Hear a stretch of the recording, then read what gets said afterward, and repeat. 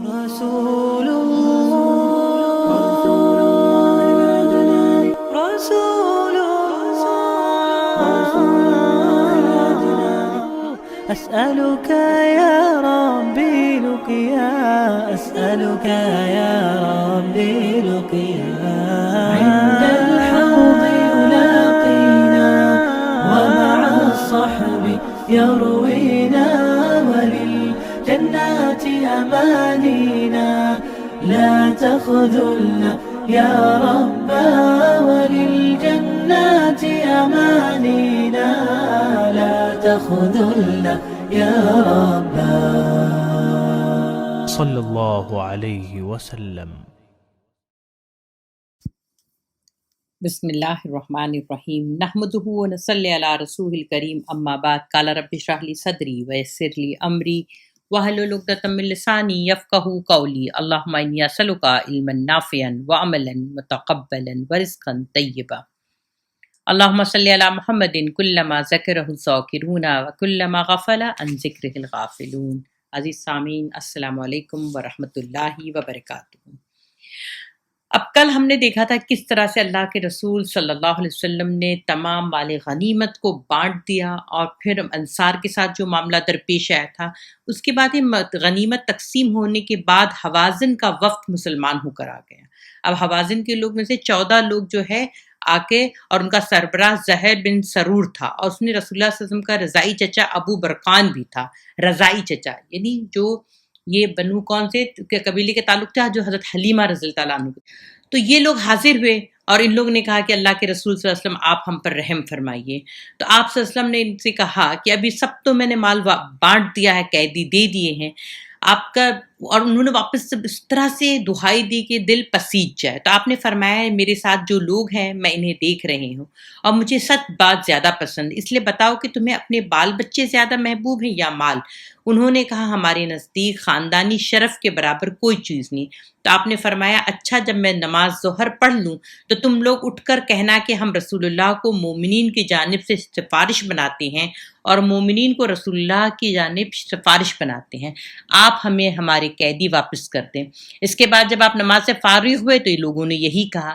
جواباً آپ نے فرمایا جہاں تک اس حصے کا تعلق ہے جو میرا ہے اور بنی عبد المطلب کا ہے تو وہ تمہارے لیے ہے، اور ابھی میں لوگوں سے پوچھ لیتا ہوں۔ اس پر انصار اور مہاجرین نے اٹھ کر کہا جو کچھ ہمارا ہے وہ بھی رسول اللہ کے لیے ہے۔ اس کے بعد اقرا بن جابس نے کہا کہ لیکن جو کچھ میرا اور بنو تمیم کا ہے وہ آپ کے لیے۔ اس لیے 2-3 گروپس ہو گئے۔ جو اولین تھے وہ تو سب نے آپ صلی اللہ علیہ وسلم کے حساب سے چلے اور کیا کہا کہ جو ہمارا ہے وہ آپ صلی اللہ علیہ وسلم کا ہے، ان لوگوں کا ہے۔ لیکن جو نئے مسلمان ہوئے تو انہوں نے نہیں دیا، اس میں 2-3 گروپ ایسے تھے جنہوں نے نہیں دیا۔ رسول اللہ صلی اللہ علیہ وسلم نے فرمایا دیکھو یہ لوگ مسلمان ہو کر آئے ہیں، اس غرض سے میں نے قیدیوں کی تقسیم میں تاخیر کی تھی، اب میں انہیں اختیار دیا تو انہوں نے بال بچوں کے برابر کسی چیز کو نہیں سمجھا، لہٰذا اس میں جس کسی کے پاس ان کا کوئی قیدی ہو وہ بخوشی واپس کر دے تو یہ بہت اچھی راہ ہے۔ اس لیے بہت سارے صحابہ کرام اور جو لوگ تھے آپ صلی اللہ علیہ وسلم کے قریب تھے، ان لوگوں نے سب نے کیا کیا؟ واپس کر دیا۔ اب آپ صلی اللہ علیہ وسلم نے عمرہ کیا، عمرہ کر کے مدینہ واپس ہو گئے، واپس جانے لگے۔ تو آپ صلی اللہ علیہ وسلم نے جب یہ عمرہ کیا اور اس کے بعد مکہ میں اصحاب بن اسید کو والی مکہ بنا کر مدینہ روانہ ہوئے۔ اور محمد غزالی کہتے ہیں کہ ان فاتحانہ اوقات میں جب کہ اللہ نے آپ کے سر پر فتح مبین کا تاج رکھا، اس وقت جب کہ آپ اسی شہر عظیم میں 8 سال پہلے تشریف لائے تھے، کتنا لمبا چوڑا فاصلہ ہے۔ آپ یہاں اس حالت میں آئے تھے، یعنی مدینہ آپ اس حالت میں مکہ سے آئے تھے کہ آپ امان کے طالب تھے، اجنبی اور وحشت زدہ تھے، آپ کو انس و الفت کی تلاش تھی، وہاں کے باشندوں نے آپ کی خوب قدر و منزلت کی، آپ کو جگہ دی، آپ کی مدد کی، اور جو نور آپ کے ساتھ نازل کیا گیا تھا اس کی پیروی کی، اور آپ کی خاطر ساری دنیا کی عداوت کو ہیچ سمجھا، معمولی سمجھا۔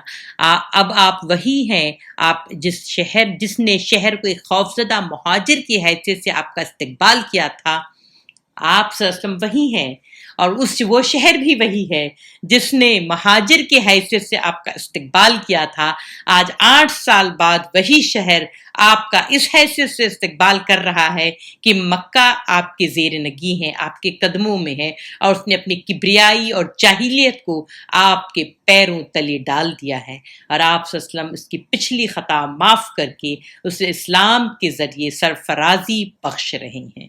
اللہ رب العالمین سے فرماتا ہے یہ سورہ توبہ میں، اِنَّهُ مَن يَتَّقِ وَيَصْبِرْ فَإِنَّ اللَّهَ لَا يُضِيعُ اجر المحسنین، یقیناً جو شخص راست بازی اور صبر اختیار کرنے والا ہے تو اللہ ایسے نیکوکاروں کا اجر ضائع نہیں کرتا۔ اس کے بعد بہت اس طویل اور کامیاب سفر سے واپسی کے بعد رسول اللہ صلی اللہ علیہ وسلم مدینے میں قدر طویل قیام فرمایا، اور اس دوران آپ کے وفود کا استقبال فرماتے رہے، حکومت کے عمال یعنی ڈیلیگیشنز کو بھیجتے رہے، اور داعیان دین کو روانہ کرتے رہے، اور جنہیں اللہ کے دین میں داخلے اور اب عرب کے اندر برپا کے جو بھی واقعات سامنے آ رہے تھے اس سے وہ لوگ بعض لوگ اپنے آپ ہی جھک کر اور اطاعت اختیار کر رہے تھے۔ تو بہت سارا کام آپ صلی اللہ علیہ وسلم کر رہے تھے، بہت سارے سرایہ کیے، لیکن یہاں پہ ہم کوئی سرایہ کو لے نہیں پائیں گے کہ وقت اب کم ہے، ہمارا 36 ایپیسوڈ ہو چکے ہیں، اب صرف 4 رہ گئے ہیں۔ اس میں مجھے غزوہ تبوک جو ہے وہ 2 ایپیسوڈ پر مشتمل ہوگا، اور ایک جو ہے سیدنا ابو بکر صدیق رضی اللہ تعالیٰ عنہ کا جو حج تھا وہ ہوگا، اور پھر آخر میں آپ صلی اللہ علیہ وسلم کا حجۃ الوداع بھی ہے، اور آپ صلی اللہ علیہ وسلم کے آخری وقت ہے اس کا تذکرہ ہوگا۔ تو انشاءاللہ ہم یہ تمام سرایہ جو ہیں آپ اپنے سے پڑھ لیجیے گا انشاءاللہ فرصت ملے تو، لیکن آج ہم لیں گے غزوہ تبوک۔ فتح مکہ کے حق و باطل کے درمیان ایک فیصلہ کن معرکہ تھا۔ اس معرکے کے بعد اہل عرب کے نزدیک رسول اللہ صلی اللہ علیہ وسلم کی رسالت میں کوئی شک باقی نہیں رہ گیا، اس لیے حالات کی رفتار یکسر بدل گئی اور لوگ اللہ کے دین میں فوج در فوج داخل ہو گئے۔ اس کا کچھ اندازہ ان تفصیلات سے لگ سکے گا جیسے ہم پڑھتے ہیں کہ بعد میں جو وفود آتے ہیں، یا آپ حجۃ الوداع میں دیکھیں گے کہ آپ صلی اللہ علیہ وسلم کے ساتھ 1,24,000 کا ٹھاٹھے مارتا ہوا سمندر جو تھا صحابیوں کا وہ موجود تھے۔ پھر غزوے کا دیکھیے، یہ غزوہ تبوک کا سبب کیا بنتا ہے کہ یہ اب دیکھیے مدینہ ایک ایسی طاقت کا رخ مدینہ کی طرف ہو چکا تھا جو کسی وجہ جواز کے بغیر مسلمانوں سے چھیڑ چھاڑ کر رہی تھی۔ یہ طاقت رومیوں کی تھی۔ رومی کون تھے؟ آپ کو میں نے بتایا کہ جنگ موتا جو ہوئی تھی، آپ اس کے پیچھے جائیں، جنگ موتا کی وجہ کیا تھی؟ انہوں نے آپ صلی اللہ علیہ وسلم کے جو قاصد تھے ان کا قتل کر دیا تھا۔ تو یہ لوگ جو ہے اس وقت جب موتا میں حضرت خالد بن ولید نے ان کو ایک طرح سے کیا کیا تھا، ہرا ہی دیا تھا۔ صرف 3,000 کا لشکر تھا اور 2.25 لاکھ بھاگ گئے تھے۔ تو پوری دھاک کس کی بیٹھ گئی تھی؟ مدینہ والوں کی، مسلمانوں کی، اسلام کی دھاک بیٹھ گئی تھی۔ اب جب یہ واپس گئے تو انہوں نے جب سوچ بچار کا کام کیا اور جب اسٹریٹجی اپنائی اور دیکھا کہ جو فیڈ بیک ان کو مل رہا تھا تو وہ اس طرح سے تھا کہ لوگ ان کی طاقت پر سوال اٹھانے لگے تھے، تو اب یہ مدینہ کو بہت نفرت کی نظر سے، حسد کی نظر سے دیکھتے تھے۔ تو یہ کیسر روم جو ہے اس نتیجے میں عرب قبائل جو تھے وہ دھیرے دھیرے کیا کر رہے تھے، آپ صلی اللہ علیہ وسلم کی زیادہ تعریف کرتے تھے۔ اب یوں محسوس ہوتا تھا کہ وہ رومیوں سے ہٹ کر آپ صلی اللہ علیہ وسلم کے اسٹیٹ کے ساتھ، مدینہ کے ساتھ کیا کریں گے، کولیبریشن کر لیں گے، ان کے ساتھ اتحاد کر لیں گے۔ تو کیسر نے سوچا کہ مسلمان کی قوت کو ایک عظیم اور ناقابل شکست خطرے کی صورت اختیار کرنے سے پہلے، یعنی اسلام ایسا ہو جائے کہ وہ ایک دم ہی ہم اس کو سپر پاور بن جائے، تو اس سے بہتر کہ ہم اس سے پہلے اس کو نیست و نابود کرتے۔ تو اس فتنے اور ہنگامے کو ہم کیا کرتے ہیں، ختم کرتے۔ وہ اپنے دماغ میں یہ فتنہ سمجھ رہا ہے۔ ان مصلحتوں کے پیش نظر ابھی جنگ موتا کا 1 سال بھی نہ گزرا تھا کہ کیسر نے رومی باشندوں اور اپنے ماتحت عربوں یعنی آل غسان، یہ آل غسان جو ہیں یہ وغیرہ پر مشتمل فوج کی فراہمی شروع کر دی اور ایک خونریز اور فیصلہ کن معرکے کی تیاری میں لگ گئے۔ ادھر مدینہ کی پے در پہ خبریں پہنچ رہی تھی، ادھر مدینہ میں بھی خبریں پہنچ رہی تھی۔ اب جب ہم بات کرتے ہیں نا، یہ ایک بات آپ یاد رکھیے کہ جیسے آج کی ڈیٹ میں ہم جب بات کرتے ہیں کہ نیٹو ایلائز، تو نیٹو ایلائز میں آپ دیکھیں گے کہ تمام کرسچن ممالک ہیں اور اس میں ٹرکی جو ہے وہ بھی نیٹو کا حصہ ہے۔ تو ٹرکی ابھی دیکھنے جائے تو اب جو ہے 50 سال کے بعد آپ دیکھیں گے اب وہ اسلام کی طرف آ رہا ہے، لیکن اس سے پہلے جب عثمانیہ کے خلافت کو خاتمہ کیا تو کمال اتاتورک جو بہت بڑا جو بولتے ہیں ان کا جاسوس بھی تھا، ان کے اندر کا آدمی تھا، اس نے خلافت عثمانیہ کو اندر سے اس نے توڑا، عربوں نے جو ہے باہر سے توڑا، اور وہ توڑنے کے بعد یہ اندر تو ترکی میں بھی اس نے کیا کیا تھا، لا دینیت لے آیا تھا، سیکولرزم لے آیا تھا۔ سیکولرزم کا مطلب ہوتا ہے کہ لا دین، کوئی دین نہیں، کوئی دین کو ماننا ہی نہیں، تو اس نے ترکی کو وہ بنا دیا۔ آج وہ ایلائی ہے کس کا؟ ان لوگوں کا جو اسلام دشمن کے پالیسی پہ اپناتے ہیں۔ تو آپ وہی چیز سمجھیے۔ تو اسی طرح سے آپ صلی اللہ علیہ وسلم کے زمانے میں جو حجاز تھا، آپ اس کو اچھے سے اس کو سمجھ لیجیے بات کو، جو حجاز تھا وہ جدہ، مکہ، مدینہ، جو اطراف کے جو یہ لوگ ہیں، یہ عربی بھی الگ نسل کے ہیں، اور یہ عربی لوگوں کی وفاداریاں بھی آپ دیکھیں گے اسلام کے ساتھ بالکل الگ ہیں۔ اسی طرح سے آپ دیکھیں گے کہ سورہ توبہ میں جو پوری تبوک پر ہی نازل ہوئی ہے، اس میں آپ دیکھیں گے اعرابیوں کے بارے میں بات، بدوؤں کے بارے میں بات، اور یہ نجدی لوگوں کے بارے میں بات۔ یہ لوگ کیسے تھے؟ یہ لوگ بہت زیادہ مال پرستی میں، ان کو مال کی بہت محبت تھی، تو وہ کیریکٹر آپ کو سیرت النبی صلی اللہ علیہ وسلم سے میں نظر آتا ہے۔ تو یہ نجد والے لوگ تھے، ان لوگوں نے بھی دیکھے آپ کے سفیر کو قتل کیا تھا، اور آپ صلی اللہ علیہ وسلم نے ان پر 1 مہینہ بددعا بھی کی تھی۔ اسی طرح سے آپ دیکھیں گے کہ جو شام، آپ صلی اللہ علیہ وسلم جب کہتے ہیں نا کہ دعا کرتے ہیں کہ ہم بلاد شام کو پر اللہ تو خیر و برکت نازل فرما، یمن کے لیے کرتے ہیں، تو یہ بلاد شام اور یمن جو ہے وہ ایسا تھا کہ وہاں سے کچھ لوگ ہو کے مسلمان ہو رہے تھے، لیکن فی الحال یہ لوگ کس کے ایلائز ہیں؟ رومنز لوگوں کے ایلائز میں ہیں۔ اور آج کا جو جارڈن ہے وہ اس وقت تبوک وہیں پر ہوئی تھی۔ تو وہ جو جارڈن، جب آپ دیکھیں کہ ان کا جو کردار ہے آج بھی بیت المقدس کے سلسلے میں اور فلسطین کے سلسلے میں، یہ آج بھی جیسے رومن امپائر کی جو شروع سے جو پالیسی تھی کہ اسلام کے خلاف، مدینہ اسٹیٹ کے خلاف جو تیاری کر رہا تھا قیصر روم، تو وہ کیا کر رہا تھا کہ ان باشندوں کو ماتحت عرب و آل غسان، یہ لوگ آل غسان کہلاتے تھے، خاص کر جو جارڈن والا حصہ ہے۔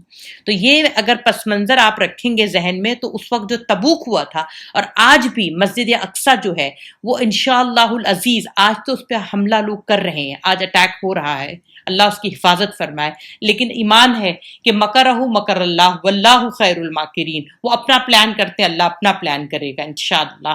ایک صرف جیسے یہ لوگ اپنے فیتھ پہ چلے تھے، ویسے آج کچھ لوگ جو فلسطینی وہاں کے ہیں وہ، اور یا تو پھر وہ جو ہمارے پڑوس میں افغانستان ہے وہ لوگ اللہ پہ توکل کر کے، اور آپ دیکھیں اللہ کیسے ان کو عزت بھی دے رہا ہے۔ تو بہرحال یہ آل جو غسان جو تھے، ان کی تیاری اتنی زور شور سے تھی کہ مدینہ میں بھی خبر آ رہی تھی، اور ہر وقت مدینہ والوں مسلمانوں کو ایک کھٹکا لگا رہتا تھا کہ غسانیوں نے کیا کیا ہے، اٹیک کر دیا۔ رومن سے پہلے کیا ہے، ایک بارڈر ہے جو امان اور یہ سب کے والے جو لوگ تھے، یہ سارے کیا تھے، غسانی کہلاتے تھے۔ تو ان لوگ ہمیشہ مدینہ میں خبر آتی تھی جیسے اب یہ لوگ کیا کریں گے، اٹیک کر دیں گے۔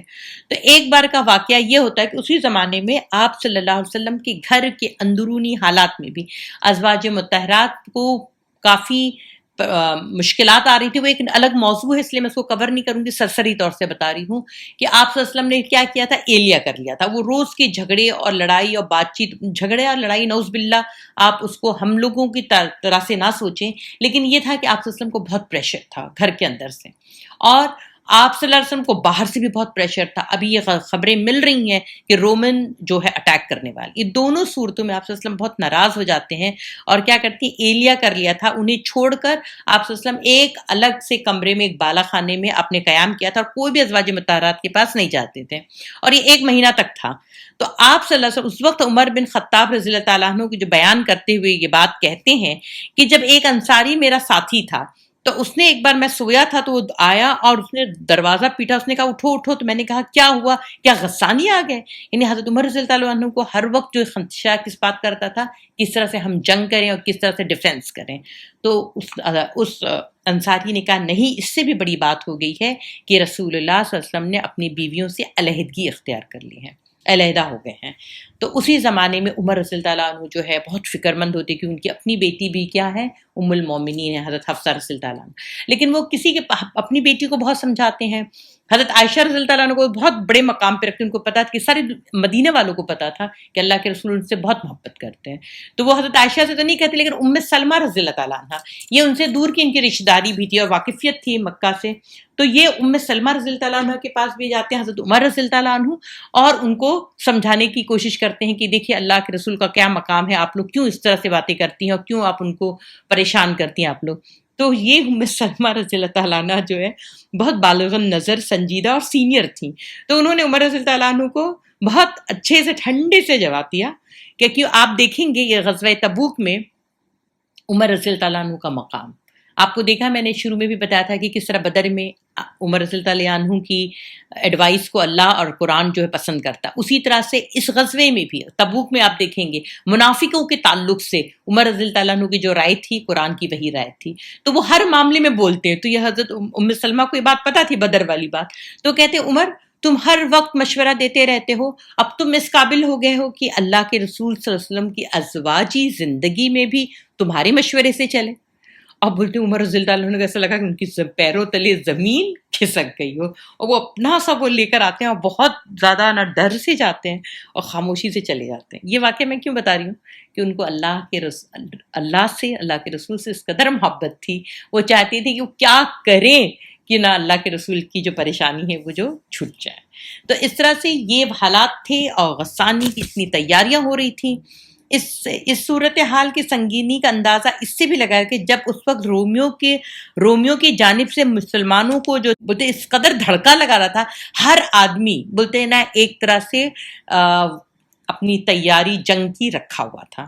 اب جب ان حالات اور خبروں کا مسلمان سامنا کر ہی رہے تھے کہ اچانک ملک شام سے تیل لے کر آنے والے نبطیوں سے معلوم ہوا کہ ہرکل نے 40,000 سپاہیوں کا ایک لشکر جرار تیار کیا ہے اور روم کے ایک عظیم کمانڈر کو اس کی کمان سونپی ہے، اور اپنے جھنڈے تلے عیسائی قبائل لخم و جزام وغیرہ کو بھی جمع کر لیا ہے، اور ان کا ہراول دستہ بلکہ پہنچ چکا ہے.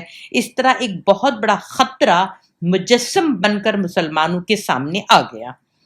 پھر جس بات سے صورتحال کی نزاکت میں مزید اضافہ ہوا وہ یہ تھی کہ زمانہ سخت گرمی کا تھا، لوگ تنگی اور قحط سالی کے آزمائش سے دوچار تھے، سواریاں کم تھی، پھل پک چکے تھے، اس لیے لوگ پھل اور سائے میں رہنا چاہتے تھے اور وہ فی الحال جنگ نہیں کرنا چاہتے تھے.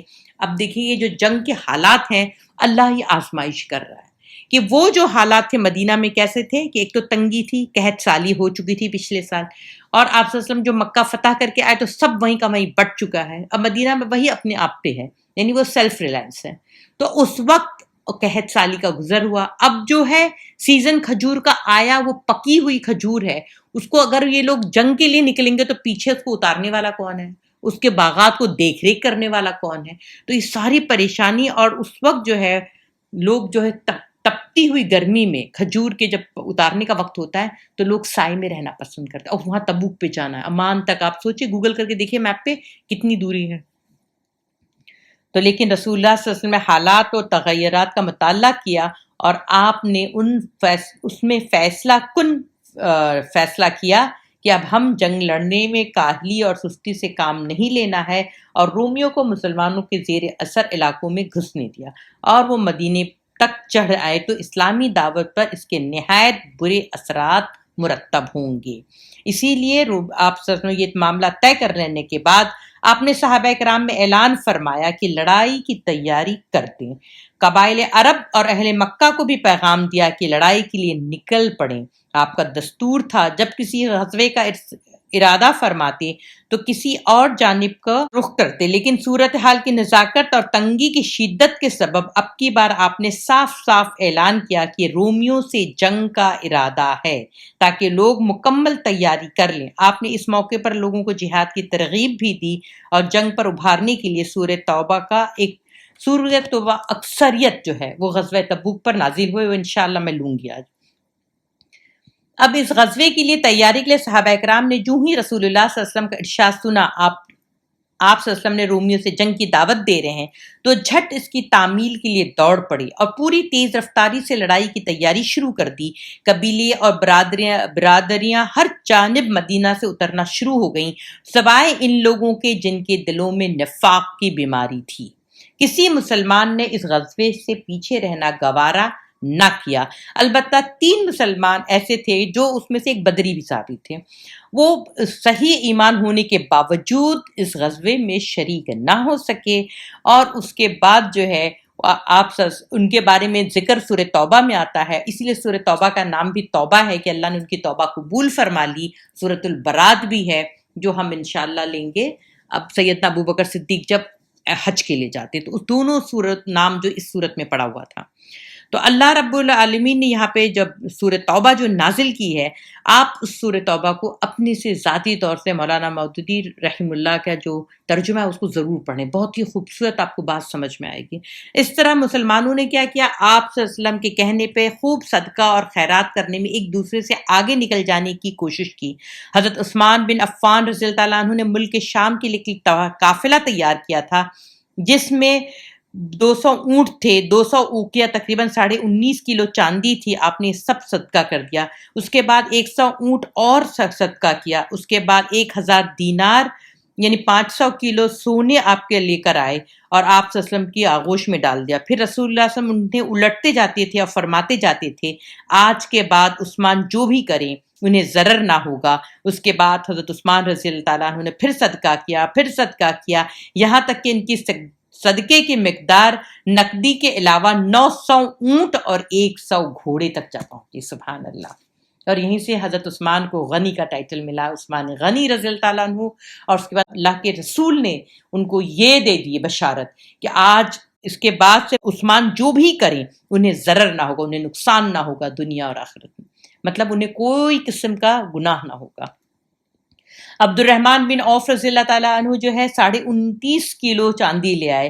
ابو بکر صدیق رضی اللہ تعالیٰ عنہ اپنا سارا مال خدمت میں حاضر کر دیا، اب بچوں کے لیے اللہ اور اس کے رسول کے سوا کچھ نہ چھوڑا۔ اور حضرت عمر رضی اللہ عنہ کا بیان ہے کہ اس وقت میرے پاس بہت مال تھا تو انہوں نے آدھا لے آئے، تو جب وہ آدھا لے کر آ رہے تھے تو انہوں نے سوچا اب کی بار، ہر وقت صحابہ کرام میں دیکھیے کبھی بھی دنیا بنانے کی ریس نہیں ہوئی، کبھی ہمیشہ تکاثر کس میں ہوا، نیکیوں میں۔ تو اس وقت حضرت عمر رضی اللہ عنہ کے اس میں تھوڑا سا دل میں آیا، وہ خود فرماتے بھی ہیں کہ مجھے لگا کہ الحمدللہ آج اللہ نے مجھے اچھا رکھا ہے اور میں زیادہ مال لے کے آؤں گا۔ اور دونوں جو ہے اسلام کی خدمت بہت کر رہے ہیں، ان کے پاس اتنا مال نہیں ہے جتنا عبد الرحمن بن عوف یا حضرت عثمان، لیکن جتنا بھی ہے اس میں سے وہ لے کر آ رہے ہیں اور عمر رضی اللہ عنہ خوش ہو رہے ہیں۔ اور ابو بکر صدیق جب آئے ہیں، اب آپ آدھا مال لاتے ہیں اور بڑے اچھے سے بیٹھے ہوتے ہیں، جب ابو بکر صدیق رضی اللہ تعالیٰ عنہ آتے ہیں تو ان کے پاس سارا کچھ ہوتا ہے، اس میں گھر میں جھاڑو لگانے والا جھاڑو بھی ہوتا ہے۔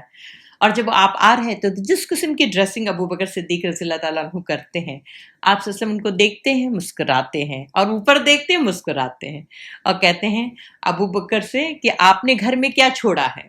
پہلے عمر رضی اللہ عنہ سے پوچھتے ہیں، تو عمر رضی اللہ عنہ فرماتے ہیں کہ میں نے آدھا مال اپنے گھر اور بچوں کے لیے چھوڑا ہے۔ اسی طرح سے عبد الرحمن بن عوف ہیں، عثمان غنی، سب نے کچھ نہ کچھ تو چھوڑا ہی ہے۔ آپ وسلم صدیق اکبر سے پوچھتے ہیں کہ آپ نے کیا چھوڑا ہے؟ تو کہ اللہ اور اس کا رسول بس۔ تو علامہ اقبال نے اس میں بڑی خوبصورتی سے بات کی کہ صدیق کو بس اللہ اور اس کا رسول بس۔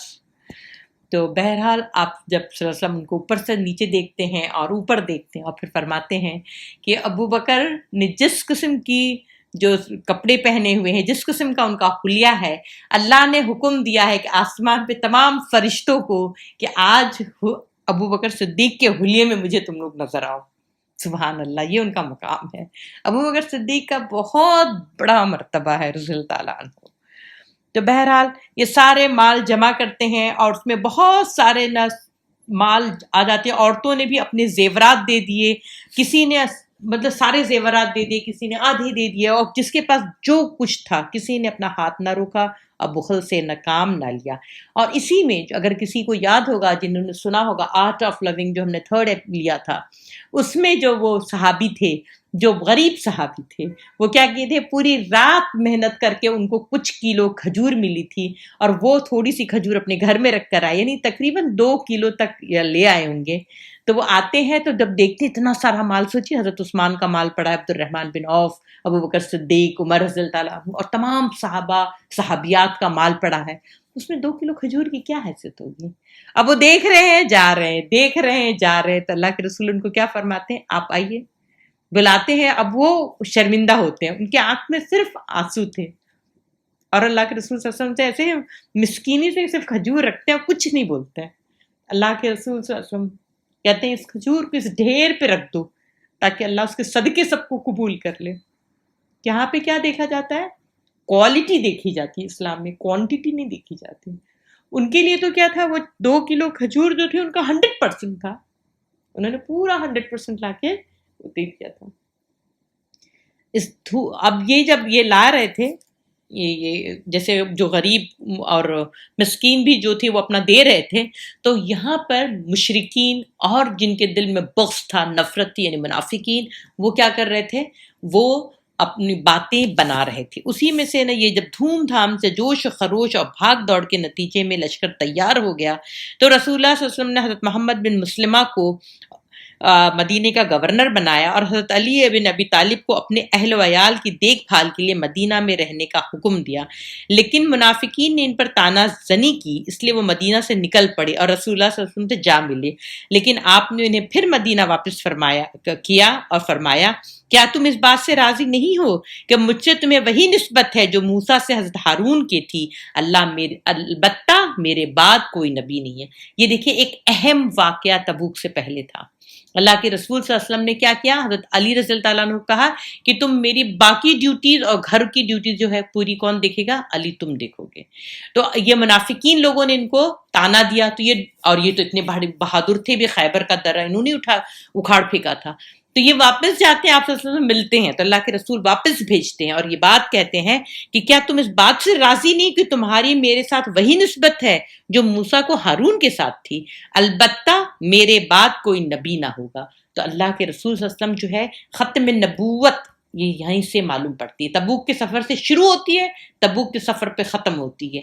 یہ بات آپ کو میں انشاءاللہ آگے بھی لے کے بتاؤں گی۔ بہرحال رسول اللہ صلی اللہ علیہ وسلم نے اس انتظام کے بعد شمال کی جانب کوچ فرمایا اور منزل تبوک تھی، لیکن لشکر بڑا تھا، 30,000 مرد جنگی تھے، ان سے پہلے مسلمانوں کا اتنا بڑا لشکر کبھی فراہم نہ ہوا۔ 30,000 کا لشکر، سوچے کس غریبی کے دن دیکھے تھے ہم نے، کیسے کمزوری کے دن دیکھے تھے احزاب میں، الحمدللہ 30,000 کا لشکر۔ اس لیے مسلمان نے ہر چند مال خرچ کرنے کے باوجود لشکر کو پوری طرح تیار نہ کر سکے، بلکہ سواری اور توشے کی سخت کمی تھی۔ چنانچہ 18 آدمیوں پر ایک اونٹ تھا جس پر یہ لوگ باری باری سوار ہوتے تھے۔ اسی طرح کھانے کے اوقات میں درختوں کی پتیاں بھی استعمال کرنی پڑی، جس سے ہونٹوں میں ورم آ گیا۔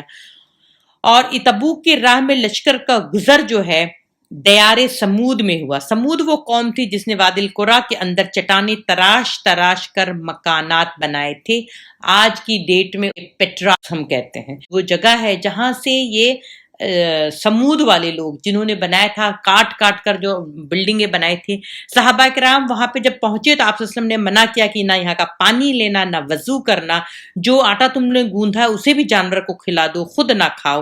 اور آپ نے یہ بھی حکم دیا کہ لوگ اس کنویں سے پانی لیں جس سے صالح السلام کی اونٹنی پانی پیا کرتے۔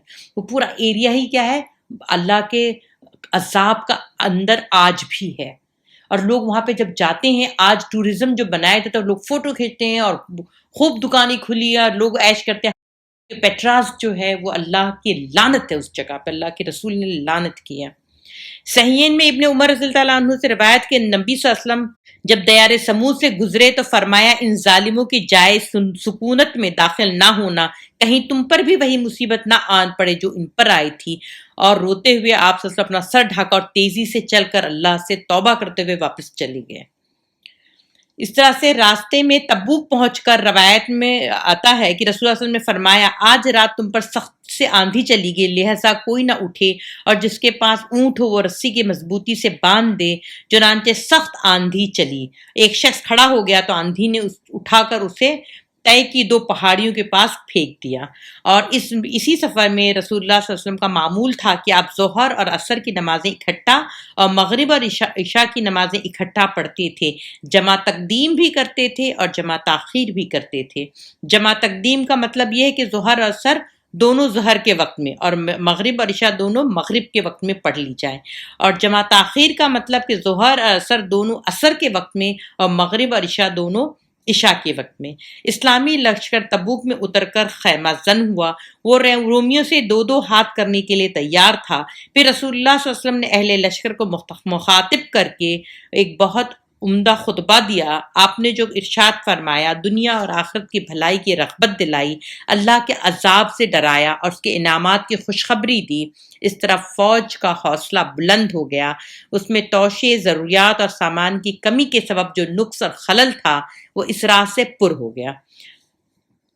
دوسری طرف روم اور ان کے حلیفوں کا یہ حال تھا کہ رسول اللہ صلی اللہ علیہ وسلم کی خبر سن کر ان کے اندر خوف کی لہر دوڑ گئی، انہیں آگے بڑھنے اور ٹکر لینے کی ہمت نہ ہوئی اور وہ اندرون ملک مختلف شہروں میں بکھر گئے۔ اس کے اس طرز عمل کا اثر جزیرہ عرب کے اندر اور باہر مسلمانوں کی فوج کی ساکھ پر بہت عمدہ مرتب ہوا، اور مسلمانوں نے اسے ایسے اہم سیاسی فائدے حاصل کیے کہ جنگ کی صورت میں حاصل کرنا آسان نہ تھا۔ یہ تھا غزوہ تبوک کا ایک سرسری جائزہ، لیکن میں آپ کو جو ہے کچھ توبہ کی جو آیتیں ہیں آج وہ انشاءاللہ سناؤں گی، پھر کل ہم اس کے بارے میں لیں گے۔ اس میں بہت ساری ڈیٹیل نازل ہوئی ہے کہ کس طرح سے وہ 3 صحابی نے کیا وجہ تھی وہ پیچھے رہ گئے تھے، منافقوں کا کردار اللہ رب العالمین نے وہ بتایا ہے۔ اللہ رب العالمین فرماتا ہے کہ آپ سورہ توبہ جو ہے آپ خود بھی پڑھیے، وعدہ کریں کہ آپ خود بھی پڑھیں گے، بہت اچھی عمدہ سورہ ہے۔ منافق مرد اور منافق عورتیں سب ایک دوسرے کے ہم رنگ ہیں، برائی کا حکم دیتے ہیں اور بھلائی سے منع کرتے ہیں اور اپنے ہاتھ سے خیر روکتے ہیں، یہ اللہ کو بھول گئے ہیں تو اللہ نے بھی انہیں بھلا دیا ہے، یقیناً یہ منافق فاسق ہیں۔ ان منافق مرد اور عورتوں اور کافروں کے لیے اللہ نے آتش دوزخ کا وعدہ کیا ہے جس میں وہ ہمیشہ رہیں گے اور وہی ان کے لیے موضوع ہے۔ پھر آگے اللہ کہہ رہا ہے مومن مرد اور مومن عورتیں یہ سب ایک دوسرے کے رفیق ہیں، بھلائی کا حکم دیتے ہیں، برائی سے روکتے ہیں، نماز قائم کرتے ہیں، زکوٰۃ دیتے ہیں، اللہ اور اس کے رسول کی اطاعت کرتے ہیں، یہ وہ لوگ ہیں جن پر اللہ کی رحمت نازل ہو کر رہے گی، یقیناً اللہ سب پر غالب، حکیم و دانا ہے۔ اس کے بعد اللہ رب العالمین یہاں پہ اسی سورہ میں فرماتا ہے کہ وہ خوب جانتا ہے ان کنجوس دولت مندوں کو جو برضا و رغبت دینے والے اہل ایمان کی مالی قربانیوں پر باتیں چھاٹتے ہیں اور ان لوگوں کا مذاق اڑاتے ہیں جن کے پاس راہ میں خدا میں دینے کے لیے اس کے سوا کچھ نہیں ہے، جو اپنے اوپر مشقت برداشت کر کے دیتے ہیں۔ اللہ ان مذاق اڑانے والوں کا مذاق اڑاتا ہے اور ان کے لیے دردناک سزا ہے۔ اے نبی صلی اللہ علیہ وسلم، تم خواہ ایسے لوگوں کے لیے معافی کی درخواست کرو یا نہ کرو، اگر تم 70 مرتبہ بھی انہیں معاف کر دینے کی درخواست کرو گے تو اللہ انہیں ہرگز معاف نہ کرے گا، اس لیے کہ انہوں نے اللہ اور اس کے رسول کے ساتھ کفر کیا ہے، اور اللہ فاسق لوگوں کو نجات نہیں دیتا اور نہ ہی ان کو ہدایت دیتا ہے۔ اب یہ دیکھیں، یہ آیتوں میں آپ کو ایک واضح سیلف ایکسپلیننگ والی آیتیں ہیں، یہ خود ہی اپنے آپ کو واضح کر رہی ہیں۔ کیا واضح بات ہے کہ منافق مرد اور منافق عورتوں کا رنگ، ڈھنگ، چال ڈھال ایک ہوتی ہے۔ وہ کیا کرتے ہیں؟ وہ دنیا کو پسند کرتے ہیں، مال کو جمع کرنے کی بات کرتے ہیں اور خدا کے راہ میں خرچ کرنے سے منع کرتے ہیں۔ اسی کے برعکس اللہ کہہ رہا ہے کہ مومن مرد اور مومن عورتوں کا کیا معاملہ ہے کہ وہ ایک دوسروں کے ساتھ بھلائی کا حکم دیتے ہیں۔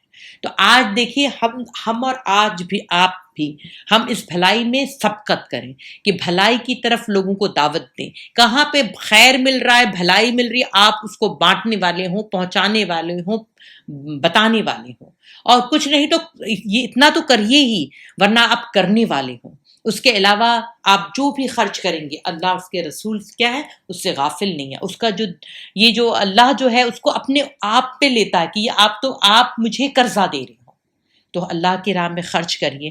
پھر اللہ کہہ رہا ہے کہ وہ دنیا میں خوب جانتا ہے ان کنجوس دولت مندوں کو جو لوگ برضا و رغبت ایمان والے ہو کر جو اللہ کی راہ میں خرچ کرتے ہیں، اور وہ ان کا مذاق اڑاتے ہیں. یہ کس کی بات ہو رہی ہے؟ انہی صحابی کی بات ہو رہی ہے جنہوں نے رات بھر مشقت کر کے وہ کھجور لے کر آئے تھے، تو اللہ نے اس کو کوٹ کیا ہے قرآن میں. اور کیا فرماتا ہے کہ یہ لوگ ان کے مالک اور ایمان کی قربانیوں پر باتیں چھاٹتے ہیں، ان لوگوں کا مذاق اڑاتے ہیں جن کے پاس، یعنی آپ اس صحابی کا وہ دیکھیں مرتبہ کتنا بلند ہے.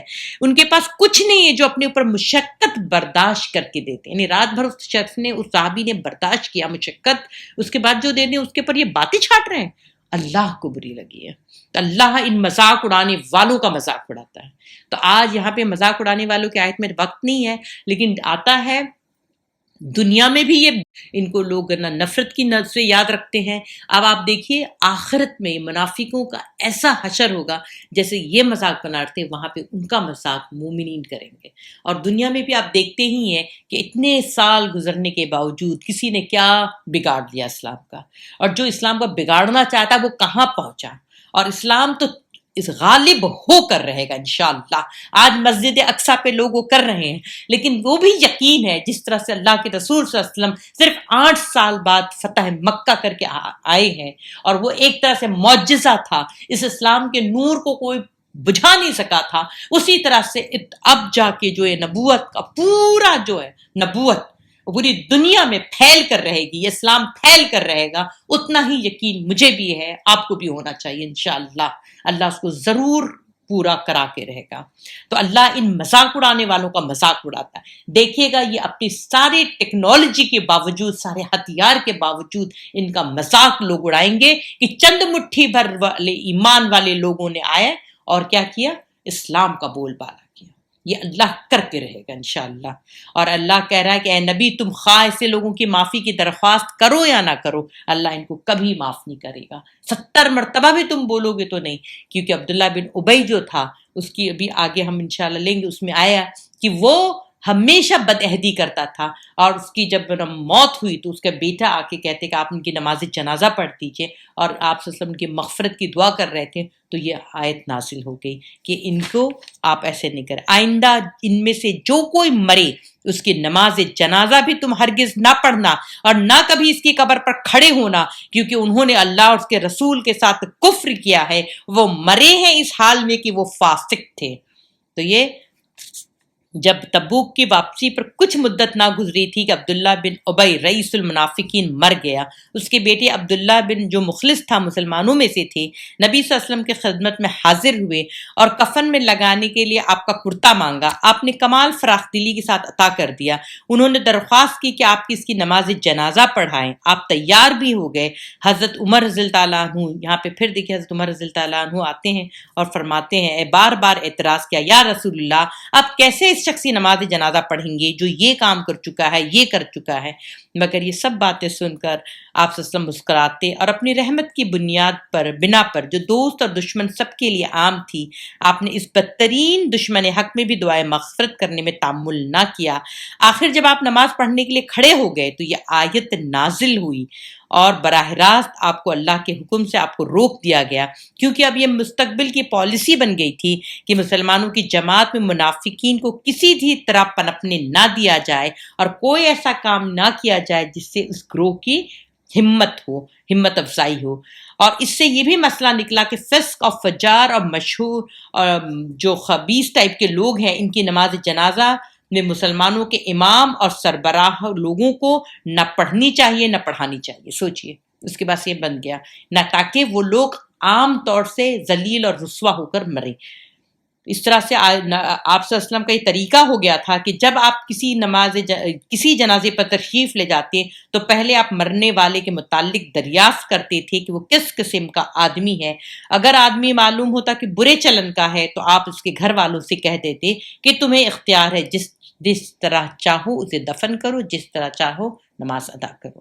تو یہاں اس سورہ توبہ جو ہے بہت ڈیٹیل میں آئے گا انشاءاللہ. کل بھی ہم سورہ توبہ لیں گے کہ کس طرح سے وہ 3 صحابی وہ غفلت کی نظر ہو گئے تھے اور اس کی وجہ سے کیسے ان کی توبہ قبول ہوئی. اور مسجد زرار کے بارے میں کہ پہلی وہ مسجد جس کو بنایا گیا تھا نیک کام کے لیے، لیکن وہ ان کا مقصد کچھ اور تھا اور اللہ نے حکم دیا تھا کہ اس کو توڑ دی جائے، جلا دی جائے. جزاک اللہ خیر، شکراً.